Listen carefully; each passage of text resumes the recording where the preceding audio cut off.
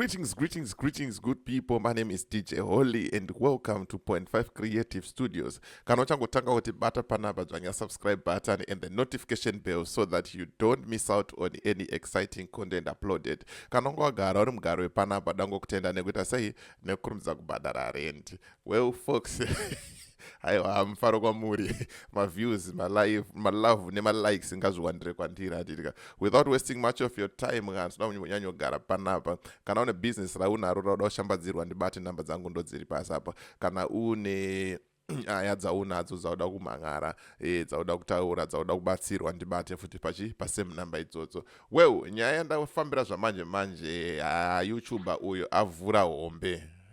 Unozi kuvhura kuzarura huru. Mirandivise pascreen muone mega. Uyo hanzi Zanu minister Wopotsa Gedhi Achivhura ground Remabhuza zvinoratidza kuti hapana kwatiri kuenda. Zanu minister Wopotsa Gedhi Achivhura ground Remabhuza zvinoratidza kuti hapana kwatiri kuenda. Saka mufollow pano wakubonomuona kuti ari kuita sei King Madokero. Pano vachati kwachitoda ruvhura hombe. But zvisine nyaya yacho angaitaurawo zvine musoro zvacho kuti minister vaita sei varegerera sports hapana kwatoita sei hapana kwatiri kuenda. Zvinhu zvakangomira mayouth anodawo chiactivity and ukazoonawo Herald yakusvika pakubuditsawo minister vachirova bhora musango kudaro pakashata nditika. So I'm just gonna play you the clip mozoonera mega kuti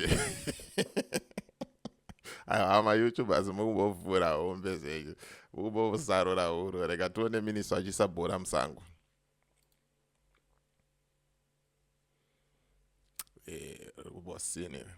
Technology baba.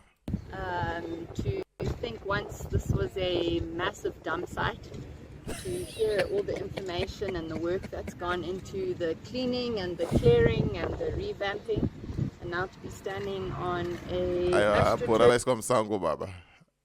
Iro kemaso baba.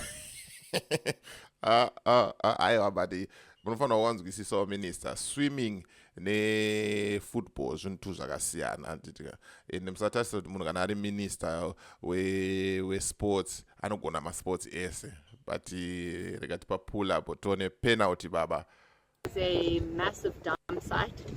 To hear all the information and the work that's gone into mawadi. But ukazoteerera manje waitotaura zvinyaya nemusoro hanzi pari pamassive dump site pakazokliwa pakuita sei pakugadzirwa and vazotendawo mastakeholders handitika. Ndo clip ranga ndangoya naro re2 minutes ndingokuratidza kuti maYoutubers ari kuvhura hombe and the minister vakaisa bhora musango vachivhura ground Remabhuza.